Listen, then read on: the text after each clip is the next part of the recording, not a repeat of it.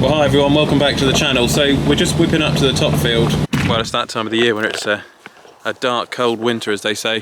This has mainly caused some deer damage, a lot of this here. Really bad. I don't know if you can pick it up on camera. You can pretty much just see it there, where the deer have eaten the sugar beet and then the beet leaves have started growing back. And this is really bad. Look there, where the deer have literally eaten about half of that sugar beet. This is what I was talking about last time with the fodder beet. What's the point of growing a crop when the deer are just going to pretty much damage it? You can see all of those sugar beets there, those little ones, all just been decimated by the deer. And the problem is, once the sugar beet's been eaten like that, this one here has recently been eaten, that's now going to sit there and gradually accumulate mould, and it'll just go off. So that entire sugar beet is pretty much had it now, and especially when it comes out of the ground. It's a real shame. I mean, you can just see there where that one's just been completely decimated. Not much left of that one, unfortunately. They've actually had it out of the ground. So there's been some real damage on here this year. And the deer never used to be sort of as out of control as this. There goes one right now. They've just seen us come up in the field and in the truck, and they've just decided to go, do you know what? We're going to run off from him. But they are little devils. There's two breeds, water deer and muntjac. And because over the last few years we've put a lot of these environmental schemes sort of into the farm, if you like, via the margins, set aside land, bird cover strips and things like that, it has, in all fairness, provided a safe haven for the deer. You know, in years gone by, if the farm was like near a 95% farmed land, there probably wouldn't be as many deer because they haven't got as much of a safe haven. Although I do know they run back to that side of the farm towards the sugar beet factory, and there's a big flood there, which is a special scientific site of interest, and you've got to be careful with your muck around that part of the farm that you don't leach it into a nature reserve, basically.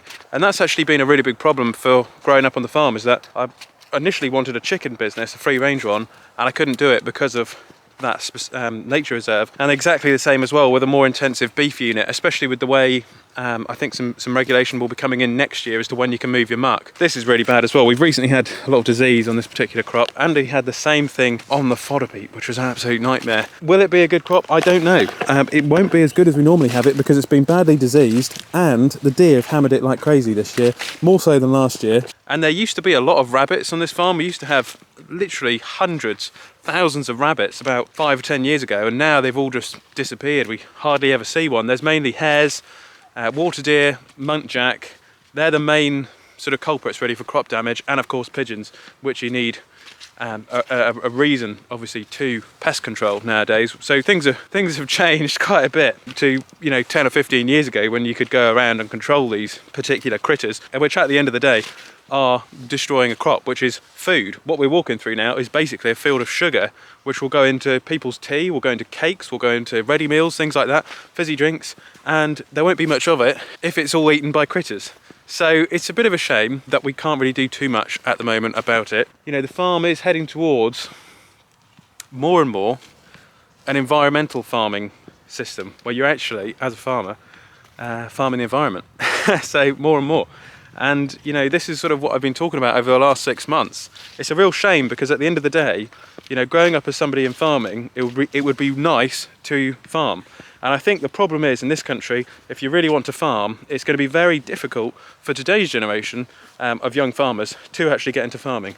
Number one, the farms are very expensive. Land is sort of £10,000 or £12,000 an acre. Then you've got to buy equipment, then you've got to buy fertiliser, then you've got to buy seed. Even if you pay for contractors, very expensive. So actually, it's stacked up against young farmers now getting into the industry, which is really sad, because like 20 years ago it wasn't as bad. You could still get into farming. Feel really sorry for a lot of the younger generation who message us and ask for jobs on the farm, ask for things. We are still looking for someone to help out with the filming. You know, at the end of the day, people just want to be able to earn a living out of farming. So maybe it's probably best, as some advice, to look at the environment more and more, to maybe get a job working or farming in the environment, rather than actually farming in this country. But that would probably be a wiser choice.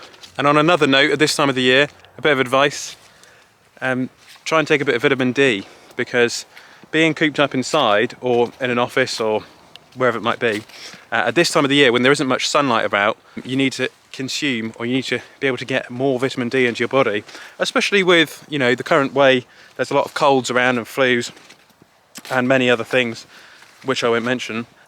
Whenever the air goes like that and it's that cold, I start taking vitamin D on the farm, and I also start to begin to think about the next year, the next season ahead, which will be probably slightly different, because we might not be buying as much fertiliser, or farming as sort of intensively as we have, if that makes sense. So things are changing. They're changing a lot in UK farming. We get a lot of people who ask from all over the world, Australia, Canada, America. They're always very keen to learn about farming in the UK, but it is changing an awful lot, as I'm sure it is in many other parts of the world. Very soon, before long though, Paul will whip through this with his Verveet beet harvesters, and probably just one of them, and he'll clear this all up. And then we're just going to put the sugar beet in the end corner over there by that gateway, and we're just thinking of a way to how we could basically transport it out of here with one of those mouse machines, because those mouse machines are just so quick these days. You know, they'll probably load up a lorry in a couple of minutes, whereas the old shovel loaders might not be as quick. So we're just looking for a mouse at the moment, and if we could get one of those down our narrow lanes, we'd be all right. That's why I've just come up here to look at the gateways. Something we were a little bit concerned about was the gully and the end where the plough normally leaves a furrow, and I can see that this year we haven't got a furrow here, so we can bring the mouse in and leave a pile of sugar beet. If you have the furrow, the sugar beet will fall into it, and then it's difficult to get it out of the furrow, but this year I think we'll be okay. So a bit of an old devil about the deer. It's one of those things. However, we'll probably have somewhat of a decent crop off here. Could be worse. And maybe you'll see the mouse in here very soon, picking up these beet from the gate and putting them into the lorries. So thanks for watching today's video. Keep positive, perhaps take some vitamin D, give this video a thumbs up, and I will catch you on the next one.